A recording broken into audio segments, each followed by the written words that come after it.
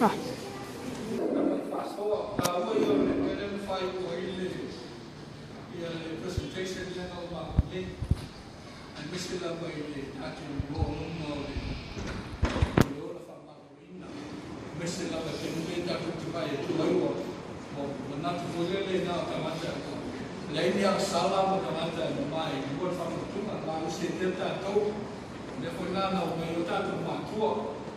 We were brought up in a tradition that our parents hang on to that belief. It's only when we are fully righteous and clean and then we can have communion. Otherwise, if you're angry, you shouldn't have communion.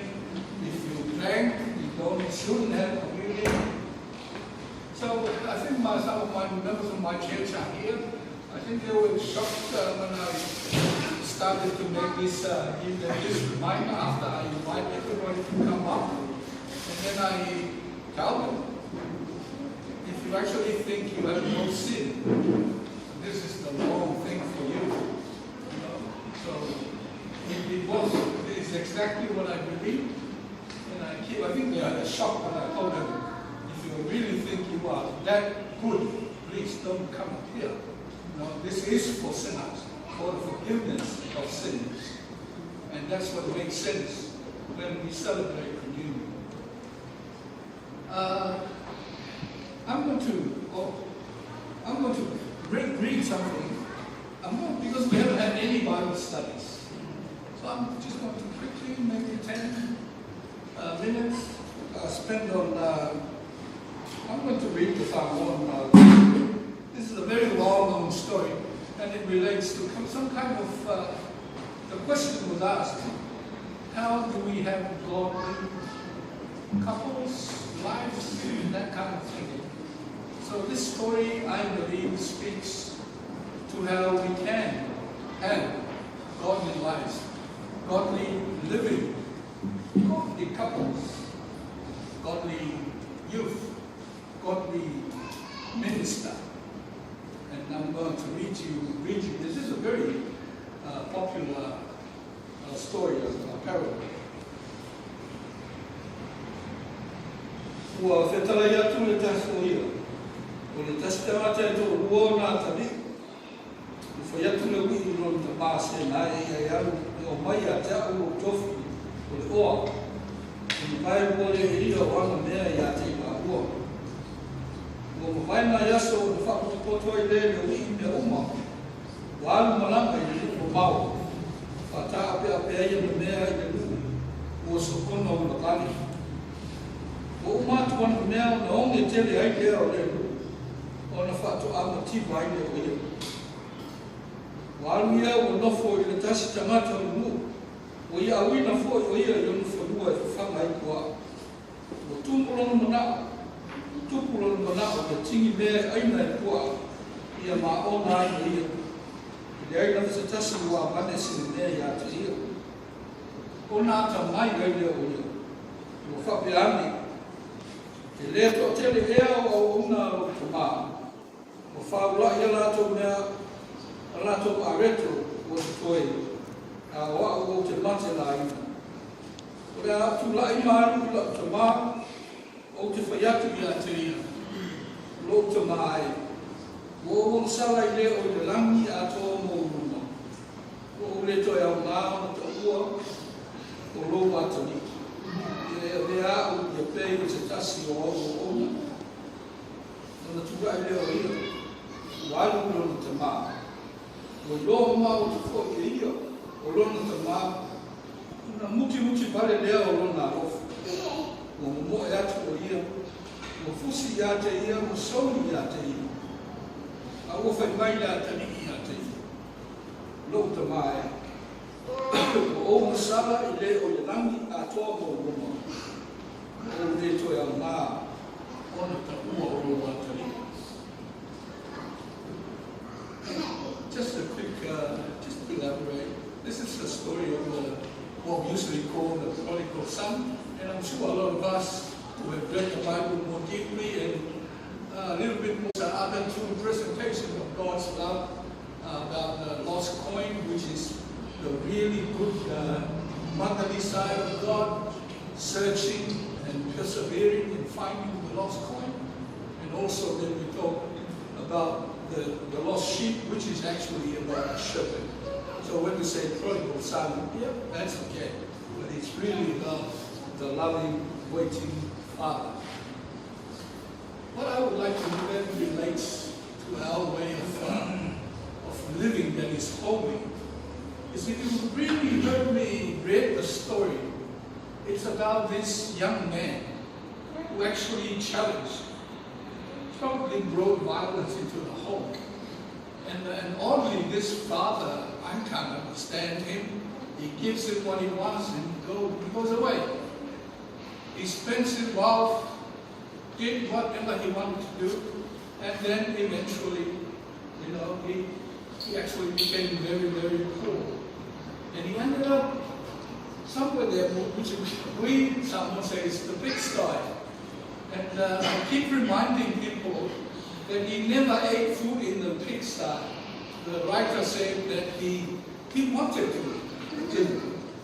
But then something came to his head. He said to himself, well, doesn't my father have so many servants and they have sufficient food to eat? And here am I really dying of hunger. And you have to listen properly because that's the game plan. Everybody said that he repented there at the pigsty. Oh, sorry. Very, very, very not nice to Jesus' listeners, implying that somebody gets repented from a pigsty or even from pigs. And what you hear is what he says. He said to himself, well, I'll get up. I'll go to my father. And I say to him, well, I'm really sorry. I've wronged you and God,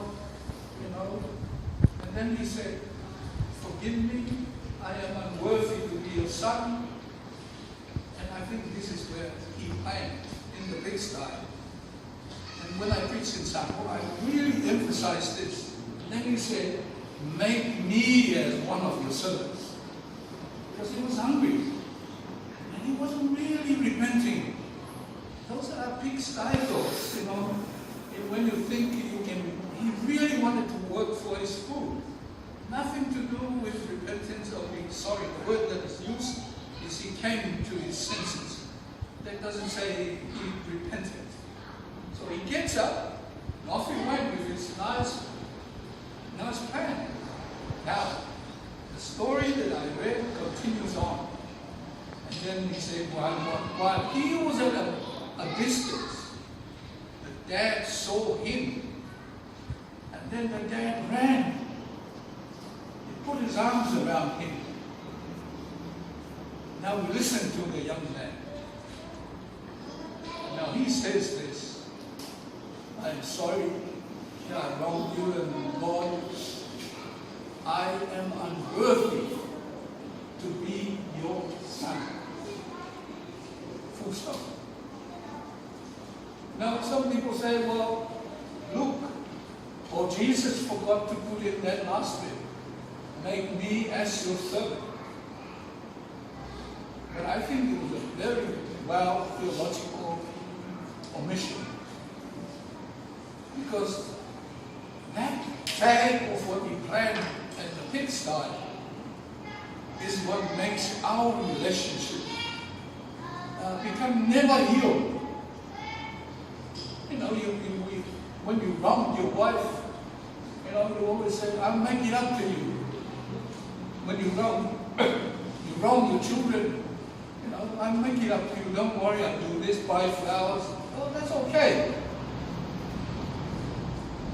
What happened to this young man is what actually he felt when those arms of the gracious dad that ran put his arms around him. I think that's when he repented. That's the point that we have to remember. And that's why he couldn't say, he cannot make it. And it is our human nature that we always think we can fix things. We can even fix it with, don't worry, God, No, I'll make it up to you. I'll give more money, give more time. When we want to live godly, I think when I hear the plays, I think part of living godly is realizing that there's no way you can repay what we have done to God. Hanging him up there on the cross.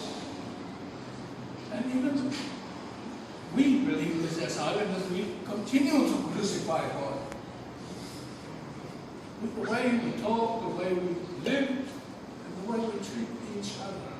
So I think it was really nice because I thought about doing this Bible study, but when I hear the presentations and the struggles that we all had to try to live godly lives. And I think we can live godly lives when we truly believe that we have been loved, been forgiven, and being embraced by God. And that is my personal message for our conference. Sorry, excuse me, I get very emotional when I talk. Because I used to live like that. I used to live that I could fix things, make it up to people. It's when we hurt people and know in our hearts, there's no way, not in hell and heaven, that we can make it up to them. That's when we live godly lives. But when we think we can fix it, we'll go back to square one and hurt them again and again. So I hope that kind of speaks to us as we depart from this place. Know that God's arms and embrace has been with us. And we are unworthy to be called His children. So that, and we go there with that pride in ourselves that we are God's children and we have been forgiven. And then that calls on us to forgive each other and forgive even those who don't want to forgive us. So we are going to sing a few songs and then we'll have communion. I called on, we always talk about the youth. So I'm going to call a couple of the youth that have asked to come up here. And come on, let's end here. Bind us together, bind us together, Lord, bind us together in love. Bind us together, Lord, bind us together, Lord, bind us together.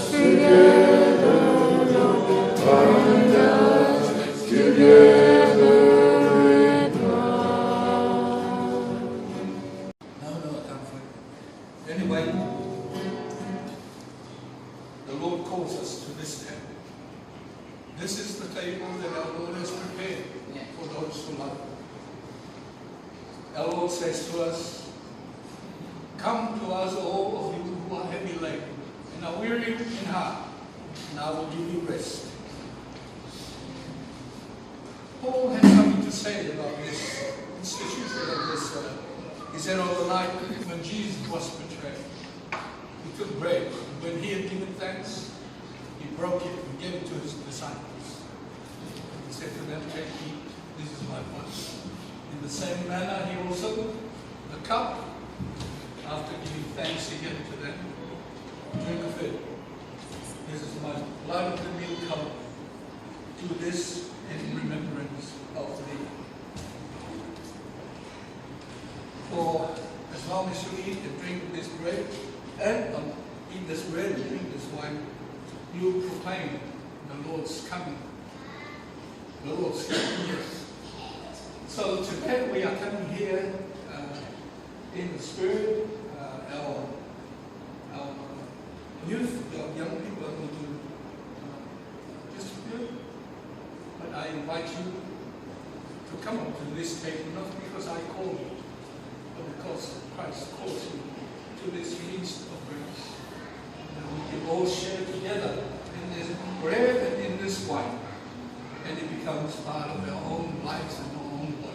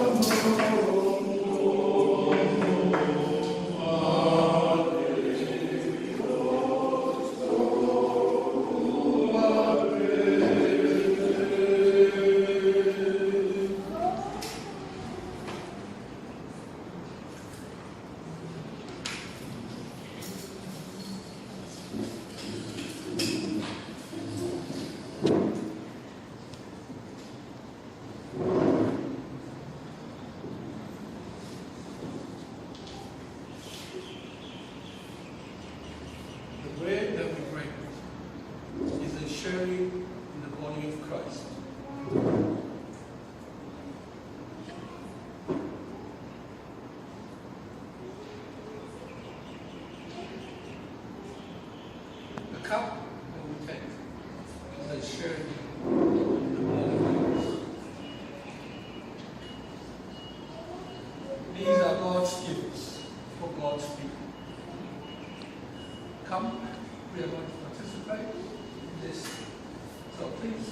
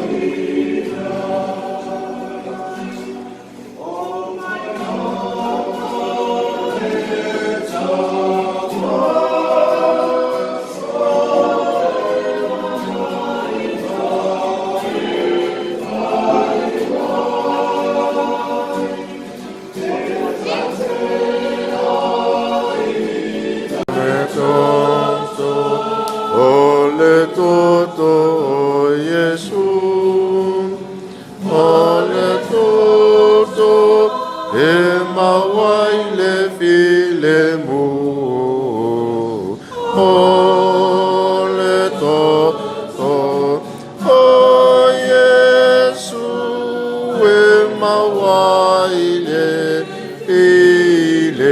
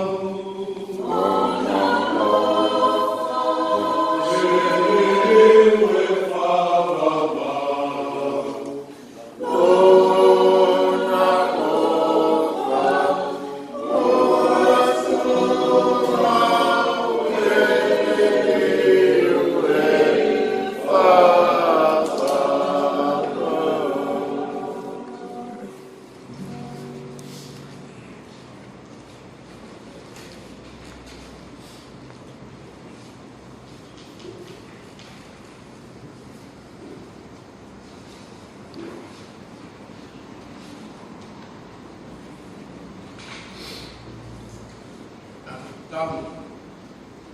Mātou te whakatei atu i ate oe le tuolo mātou te mā. Wa e fo inu mai no walo. E awa i le upu ma le saka rameta. O ia lava e areto ma le waina moni mai le nami. Mātou te maua ai le ola e whakapau. Le tua mānai. O mātou watu lava i ate oe. O mātou ai ma whiinu i o tino maroto. Ia vea lava o se maenga o le mātou walo. Ia no whamawhamu ia lau whanau. Ia mātou ta ape ma watu i o mātou ai. Fo i o te ngata wale manuia ma le while kua. Tau nuku e ki ia lau lava a whiu. Mātou te taro i e whamanuia i mātou nei. I nai mātua mātua e o i nai whanau iti. I ngai la warogo rofa mō manuia. I mātou te taro e ala i suafo i suafo. Amen.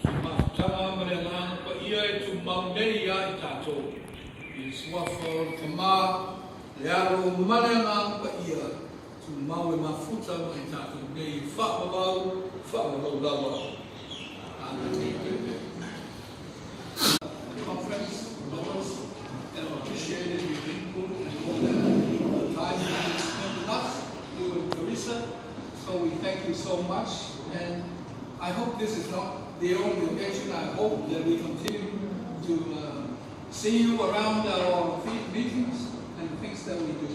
We really value and appreciate your input for us, and we thank you so much, and God bless. So just a few talking, small ones, just to remind you, and then try and learn the songs in this. You